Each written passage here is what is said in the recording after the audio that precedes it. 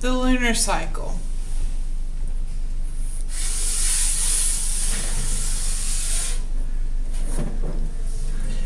Be sure to copy down these key terms in your journal. Phases. The phases in how the moon looks to people on Earth.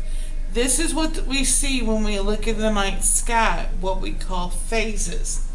The complete cycle with the different phases, they go in this order. Now they can start with any phase, but they go in a continuous loop. We have the full moon, which looks like the complete circle.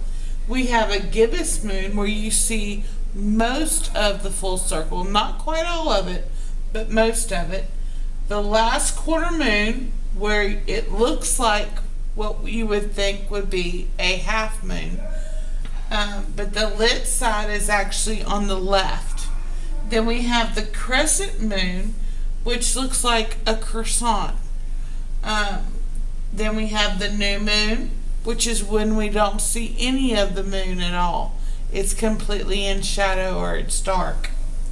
Then after the new moon, it goes back to a crescent. This time the crescent's on the opposite side. It's on the right-hand side this time. Then we have the first quarter, which looks very similar to the last quarter. But be careful because the first quarter has the lit side on the right, whereas the last quarter has the lit side on the left. Then we have the gibbous moon, once again where you see majority of the moon, not quite all of it, but most of it. And then it loops back around to the full moon again. The white part on these diagrams is the part of the moon that we see. The dark part is the part of the moon that's in shadow. Just like we have day and night on Earth, the moon has day and night. So the white part or the lit part is the part of the moon that's in daytime, and the dark part is the part that's in night. Then we have one cycle going from full moon all the way to new moon and then back around to the full moon to make one complete loop. It lasts 28 days or about 1 month.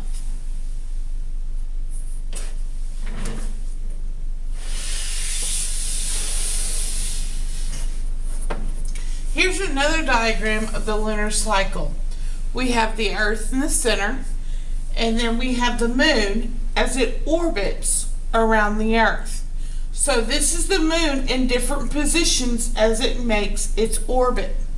Now, one orbit is that 28 days, that 1 month cycle.